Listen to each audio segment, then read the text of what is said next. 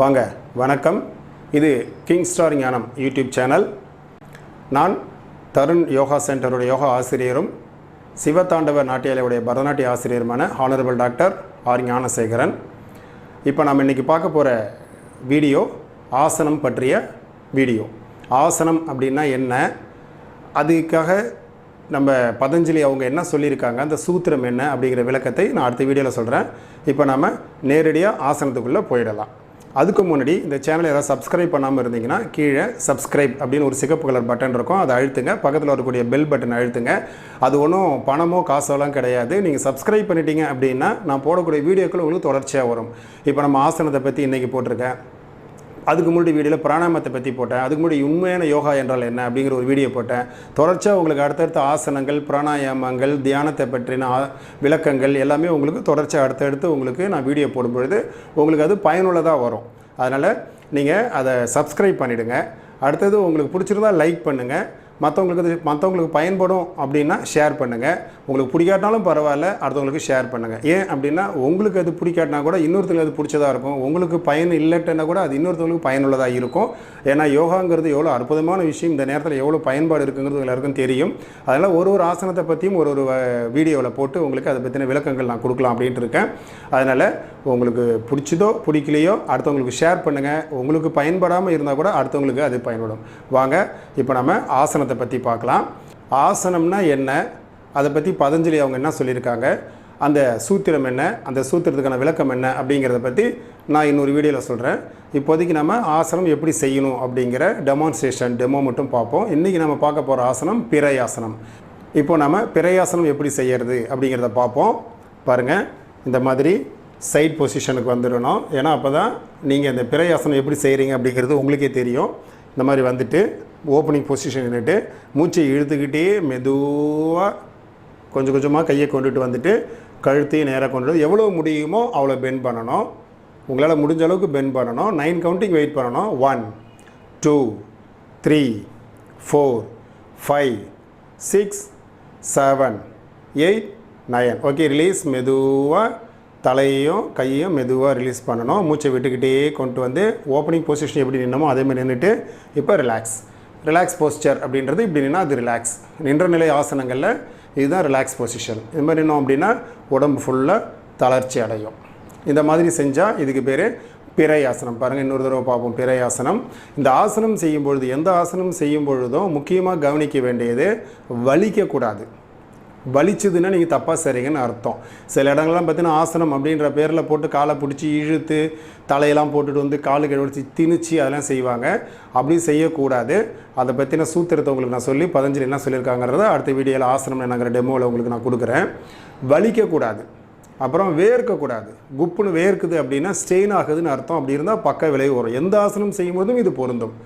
வேர்க்கக்கூடாது, அப்புறம் வலிக்கக்கூடாது, நடுக்கக்கூடாது. தடன்னு நடுக்கக்கூடாது, வயிறு நடுக்கும். அதுமாதிரி நடுக்கக்கூடாது, மயக்கம் வரக்கூடாது. இது 4 இருக்கக்கூடாது. வலிக்கக்கூடாது, வேர்க்கக்கூடாது, நடுக்கல் வரக்கூடாது, மயக்கம் வரக்கூடாது. இந்த மாதிரி இருந்தால் நீங்கள் தப்பாக செய்கிறீங்கன்னு அர்த்தம். அது ஆசனம் அல்ல, அது பேர் எக்ஸசைஸ். அதுக்கு பேர் உடற்பயிற்சி. உடற்பயிற்சிக்கும் யோகாவுக்கும் நிறைய வித்தியாசம் இருக்குது. அது வேறு, இது வேறு டோட்டலாக. இங்கே வலிக்கவே கூடாது. அதனால் வலிக்காமல் எவ்வளோ செய்கிறீங்களோ அந்த அளவுக்கு நிதானமாக செய்யணும். அதேமாதிரி அவசரப்படக்கூடாது, பொறுமையாக செய்யணும். பார்க்குறதுக்கு உங்களுக்கு எளிமையாக இருக்கும். ஆனால் இந்த ஆசனம் எவ்வளவு சிறந்த ஆசனம் நீங்கள் செஞ்சு பார்க்கும்போது தான் தெரியும் அதோட பெனிஃபிட் என்னென்னு தெரியும். எளிமையாக தெரியறதுனால அதுக்கு சக்தி குறைவு அப்படின்னு நம்ம எடுத்துக்கக்கூடாது. எளிமையாக இருக்கிறதுக்கிட்ட சக்தி அதிகமாக இருக்கும். எந்த இடம் எளிமையாக இருக்கும் அந்த இடத்துல சக்தி அதிகமாக இருக்கும். இதுக்கு நிறைய உதாரணங்கள் சொல்லலாம். ஒரு சின்ன ஆலமரத்துடைய விதை வந்து எவ்வளோ பெரிய ஆலமரத்தை உள்ளே வச்சுருக்குன்னு தெரியும். அது பார்க்குறதுக்கு எளிமையாக இருக்கும். ஆனால் அதுக்குள்ளே அவ்வளோ பெரிய ஆலமரம் இருக்கும். யோகாங்கிறது பார்க்குறதுக்கு ரொம்ப எளிமையானது. ஆசனமும் பார்த்தீங்கன்னா எளிமையானது. ஆனால் ரொம்ப போட்டு அதை வளைச்சி நசுக்கி செஞ்சதான் ஆசனம் கிடையவே கிடையாது. ரொம்ப எளிமையாக இருக்குது அப்படிங்கிறதுல அதுக்கு பெரிய அளவில் பெனிஃபிட் இல்லை அப்படின்னு தவறாக நினைக்கக்கூடாது. பாருங்கள், திரும்பவும் ஒரு செகண்ட் டைம் நம்ம அதே பிரையாசனத்தை பார்க்கலாம். Okay, position, opening position. Okay, மூச்சு இழுத்துகிட்டே மேலே வாங்க, கையை மெதுவாக கொண்டுட்டு வாங்க. இப்போ மூச்சு இழுத்துக்கணும், இன்ஹேல் பண்ணணும். இன்ஹேல் பண்ணிக்கிட்டு எவ்வளோ முடியுதோ அந்தளவுக்கு பெண்ட் பண்ணணும். உங்களுக்கு எவ்வளோ வருதோ அந்தளவுக்கு பெண்ட் பண்ணணும்.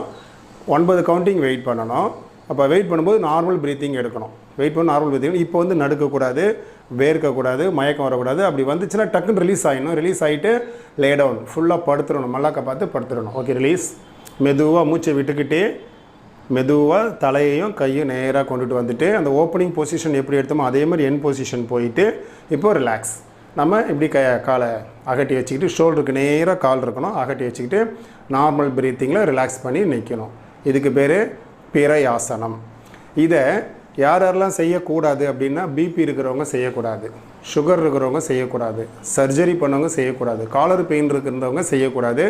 வேறு ஏதாவது காலரில் ஆல்ரெடி ப்ராப்ளம் இருந்தாலும் கூட உங்களுக்கு ஏதாவது பெயின் இருக்குது அப்படின்னா கூட நீங்கள் அதை கட்டாயம் செய்யக்கூடாது. முக்கியமாக ஸ்பைனல் கார்டு ப்ராப்ளம் இருக்கிறவங்க இந்த ஆசனத்தை நிச்சயமாக செய்யக்கூடாது. செஞ்சால் வலி அதிகமாகும், பிரச்சனை அதிகமாகும். யாரெல்லாம் செய்யலாம் அப்படின்னா எல்லாருமே இந்த ஆசனம் செய்யலாம், எல்லா ஏஜ் பீப்புள்ஸும் செய்யலாம்.